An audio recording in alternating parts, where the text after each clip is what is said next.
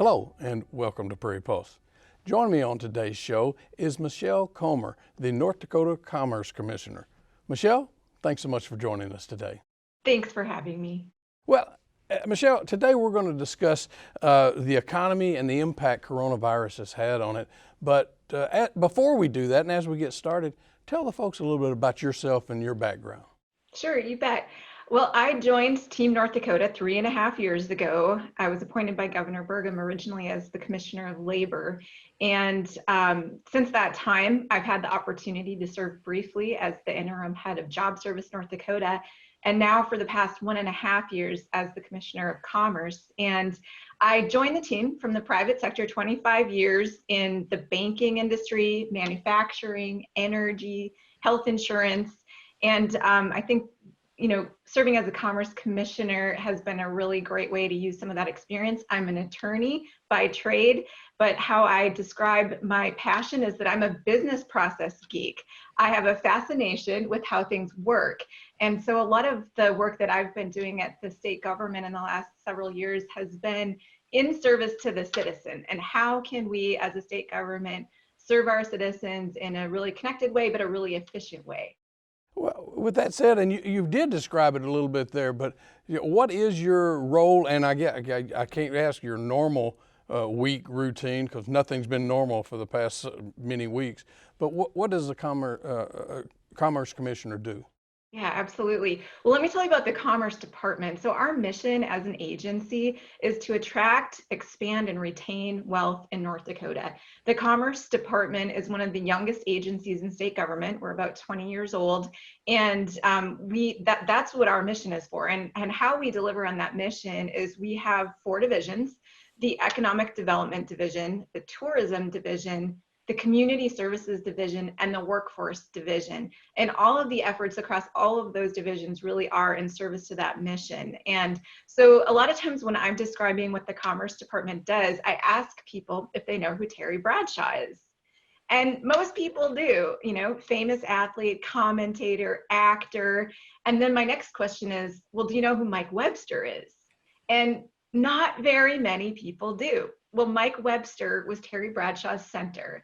And according to Terry, he was there for every Super Bowl ring, for every play. And Terry attributes a lot of his success to Mike. Well, at the Commerce Department, we feel like we're more like Mike. We're there, we're helping create connections, we're helping lead businesses to success, but we're not always in the picture. And it's an honor to serve in that way. Okay.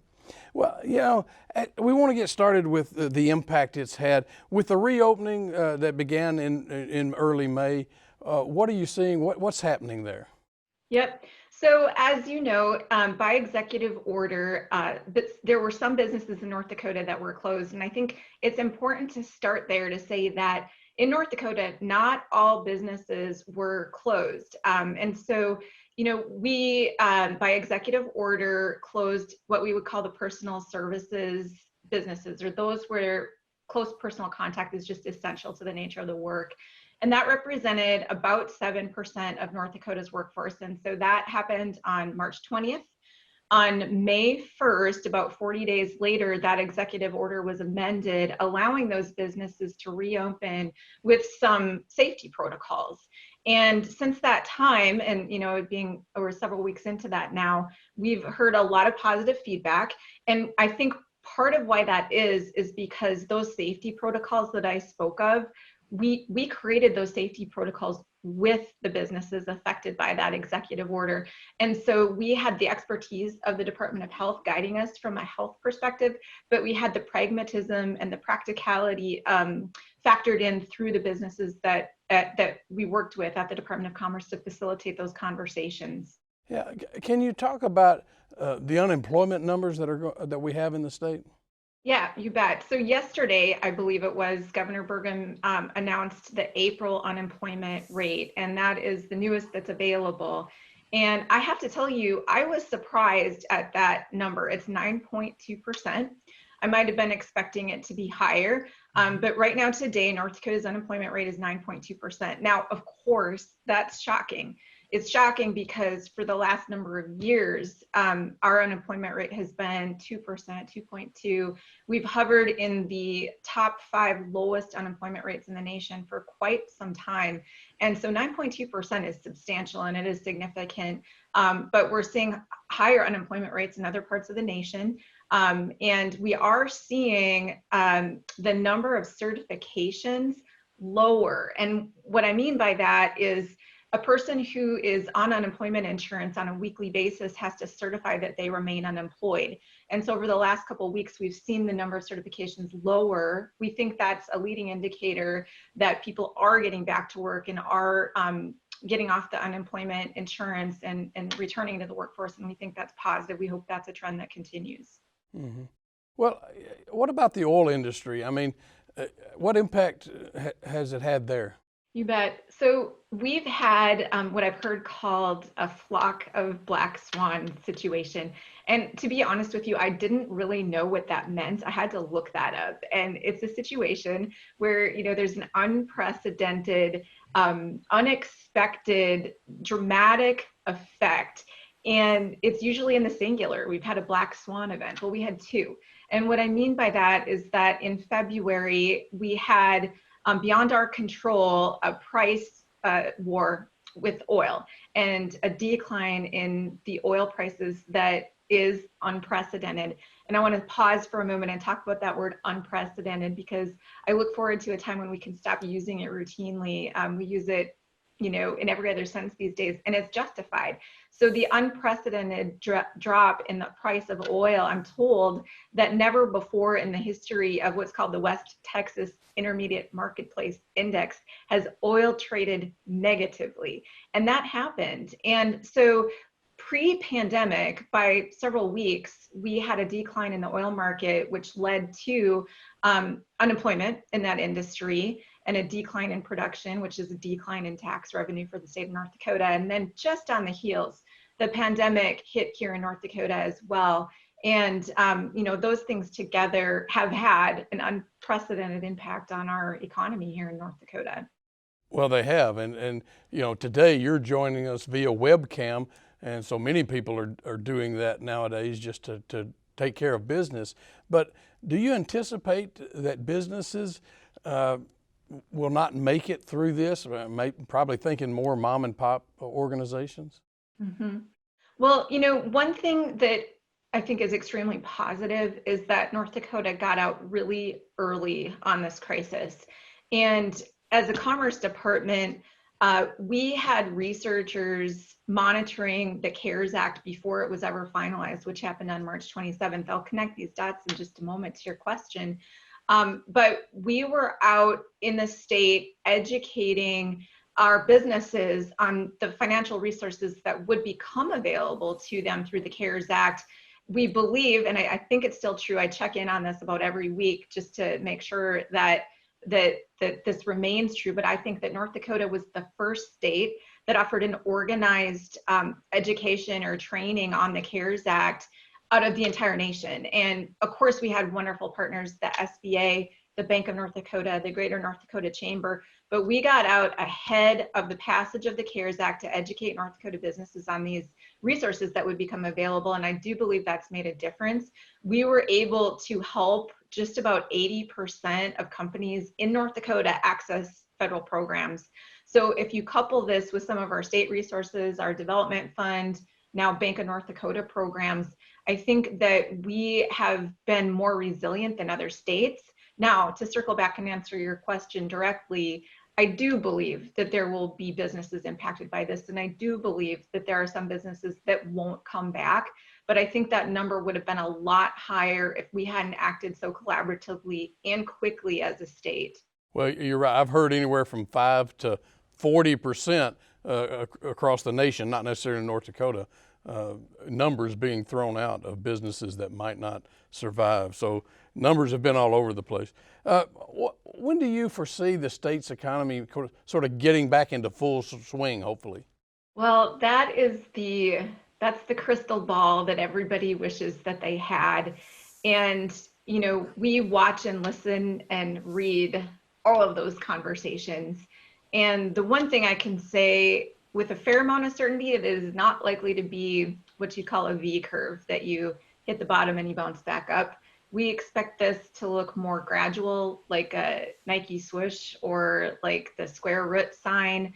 But I do go back to what I said earlier, which is I think that it was very advantageous for North Dakota, and I hope this will bear out in retrospect, that we didn't close down the entire economy like many states did. And as I've said before, I think we talk a lot about lowering the curve from an infection control perspective, but from an economic perspective, I think that we have raised the bottom, and that will only help us in our recovery. Yeah, and of course, stories are out there. I've heard stories from Georgia recently with some positive things being said, which is great to hear. But when can we expect sort of the next phase of reopenings, and what might that look like? Sure. Well, again, that is contingent upon the infection control. And at the Department of Commerce, we work with businesses every single day. So I get the opportunity and the privilege to try to answer questions, to hear feedback, and to listen. And the most common question is what you just asked. It's when. And we aren't able to give specific dates for specific protocols because it so much depends on our ability to control the infection. However, you will be hearing on Friday about a plan to take this conversation to a county level. Last Friday, we did introduce what we're calling the North Dakota Smart Restart Plan document. It is available at ndresponse.gov today, that shows us, a county by county look at the infection situation. And it's our hope that in the near term, we're able to have that conversation, the reopening conversation, at a county level. And what I mean by that is a certain level of risk will be assigned to the county based on its infection metrics, its control metrics, testing metrics, et cetera.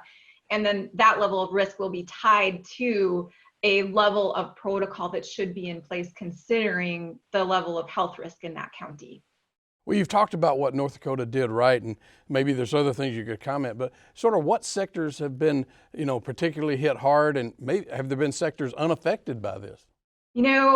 I can't say that I can identify any sectors that have not been affected in some way by either the energy situation or by the pandemic. Those that have been most particularly hit are hospitality and tourism. Of course, people are not traveling, they're staying at home. But on the positive side, I would see that as an example of an industry that might be one of the first to rebound. We have unique offerings here in North Dakota, including space and safe experiences and outdoor destinations. And one of our 2020 taglines pre-pandemic was to invite visitors to follow their curiosity, not the crowds. And I think that that is so much more relevant today than it ever was. Other sectors that have been hit hard include retail and healthcare, manufacturing and agriculture. We really don't see a sector that has had no impact. We do see our tech industries continuing to boom. We do see some positive signals and signs of recovery. And but for the time being, I don't think that you can say that there's a sector that was not affected by the pandemic. Yeah, and what can the state do to help struggling businesses? And are you working in tandem with the federal government assistance? You've talked a little bit about that. Yeah, you bet. So the CARES Act, as you know, was passed on March 27th. And I'm going to use the word unprecedented again. It was unprecedented aid package. It was 880 pages long. It had 12 sections. It delivered aid across a number of areas. The ones that we at Commerce worked most specifically with were those that assisted small businesses, but the aid was extremely broad. And, including the expansion of the unemployment insurance and including direct stimulus payments. And so it was our initial goal, as I mentioned earlier, to really understand that and to really help North Dakota businesses make the most of those resources available to them. And you may have seen, in the last several weeks, reports that North Dakota came in #1 in its ability to access the Paycheck Protection Program when considering our population and the number of small businesses here. And the Washington Post wrote an article that said that we got an outsized share of that program. And I think that's in large part due to the efforts that we already spoke of. And so that was our initial focus, was to make sure that we understood and accessed those resources available to us to every extent possible. And then from a state perspective, we also wanted to make sure that we were not duplicating, that if there were gaps, that we were finding ways to fill the gaps, not duplicate the aid that's available through the federal government. And at Commerce, we've identified ways to use state resources that are available to do just that. So for example, we have a fund called the North Dakota Development Fund, and we've been able to position that fund to help, and the Rural Development Fund as well, to help smaller town, as you pointed out, smaller businesses, to help daycares, and to really focus those resources so that we're trying to pay as much attention to those gaps as possible. We're also continuing to keep our eye on that ball because needs continue. And now when we interact with businesses and we say, what's your biggest challenge? What's your biggest need? They say, you know what, I don't need another loan, even if it's low interest. What I need is for customers to come back. And what that translates into is customer confidence and safety. And so one of the things that we're pursuing right now is there a way through CARES Act funding CARES Act funding was distributed to each state as well. Much of it was quite specific in its use, such as the Paycheck Protection Program or the Economic Injury Disaster Loan. But there was an amount of money that was distributed to each state for it to use to suit its unique needs. And at the Commerce Department, we're looking at that and saying, you know what, how can we assist businesses in creating and inspiring customer confidence to come back? Because that's what we need. We need customers to come back in a safe way, in a way that doesn't increase the spread of infection and rather controls it, but gets customers back into the marketplace. Yeah. Well, we move on. We hadn't talked about agriculture. How has this affected the farm sector? Yep. And again, like we talked about earlier, no one has gone unaffected here. We've seen impacts in the supply chain going both ways. One of the things that occurs to us from an agriculture perspective is that while there has been some disruption, we hope that there can be some long-term opportunity there. Through all of this, people have come to pay a lot more attention to where they get their food and to where they get their parts and to where things are manufactured. And we hope to find ways to leverage that, even as it pertains to agriculture, that there will be more opportunity to source locally, and that's something that people will care about more, so that there's opportunity kind of out of the challenge. Yeah, and we don't have a whole lot of time left, but do you favor the state by state? It almost sounds like you're saying almost county by county as far as reopening and dealing with the virus. Absolutely, as locally as possible. When you talk about national versus state by state, to me, I think that's the easy button, because take North Dakota as an example. There are a number of East Coast states that can fit inside North Dakota counties that double or triple or quadruple our population. It's completely different scenario from an infection control perspective, and it wouldn't make any sense in my mind to apply the same protocols nationally. I think in North Dakota, we do have opportunity to have this discussion at a county level.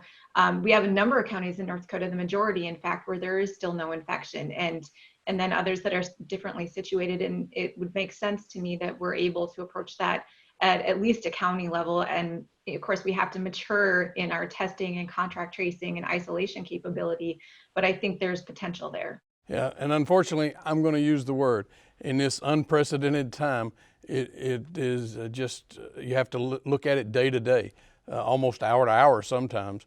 But we're out of time. If people want more information, where can they go? Who can they contact?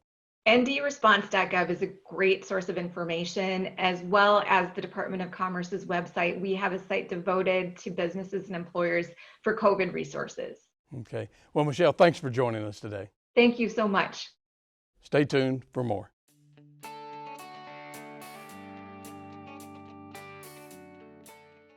Hamzat Amusa Kariko is a traditional African drummer originally from Togo. Now living and working in Grand Forks, he's teaching his art to a young apprentice. When I play drum, I usually tell people that I have two hearts. One is inside me and the second one is in the drum. Anytime I play drum, I feel very happy. And I cannot sit in front of a drum and not touch it, never gonna happen.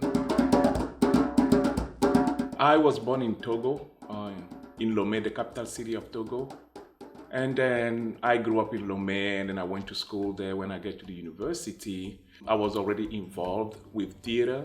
And then when I was in France in 2003, one of my friends submitted my application for the diversity visa. And then I won, and then they gave me, I think, about 6 months or a year to move to the US. Where I grew up in Lomé, it's called Nyekonakpoe. So every Sunday, there was a group of community members who would get together, and then they would just drum.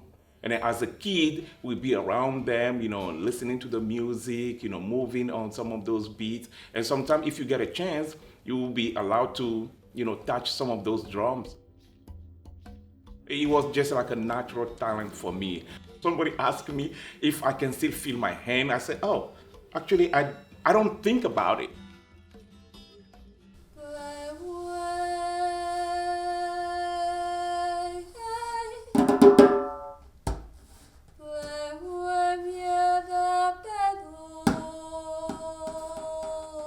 I'm from Cameroon in Africa. I met Hamzat in an end of year party. So he met me, was like, oh, I like your dancing stuff and tell me more about yourself. So I told him, then he's like, oh, there's an Africa Art Arena that's in Grand Forks. He would like me to join. I was like, oh yeah, I'm gonna look forward to that.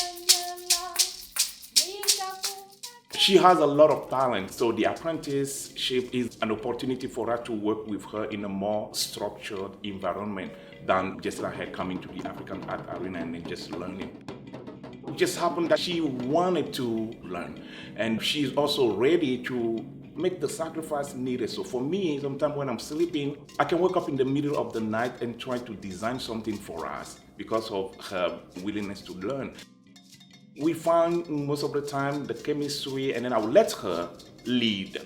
So once she does something that I like, I said, well, we're going to work on that one, instead of just me trying to impose my know-how on her. She's a versatile performer. She can do it all. Being with Hamzat, he has taught me how to navigate the stage while acting, to move the step to take and the voice and the tone to use in a particular scene. It has been great. I'm happy. He ran into the field and saw what has happened. He cried out and he found that there had been a big hole in the fence of thorn. His father heard the cry and came running. Where there had been beautiful rows of corn, they were now filled with scattered stalks and broken leaves. The father picked up the leaf and cried, singing, oh,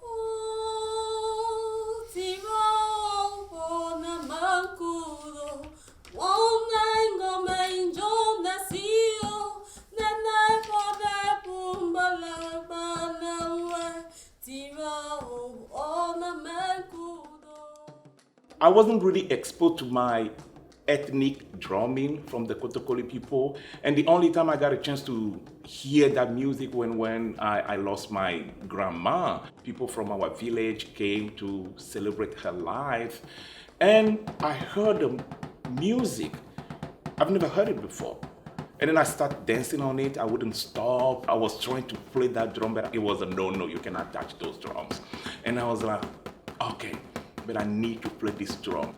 Some people call it betekle, and if you go to other places, they have other names for it. We call it basar, which means the people from Basar used to play. Anytime I touch that drum, it just feels like my grandma is still alive. One of the drums is called djembe. It's the most popular drum in Africa. The smaller one, we call it dondo. It's more of a talking drum. Being in Africa has so many languages, and in my country alone, Cameroon, we have over 250 different languages, but when we come together, when they play the music and the rhythm, you feel like you are connected to the people singing it, even though you cannot really understand.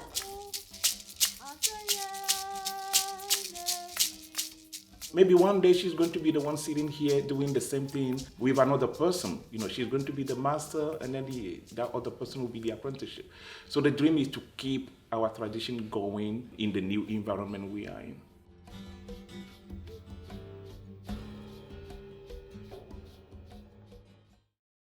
Well, that's all we have on Prairie Post this week. Be safe, and as always, thanks for watching.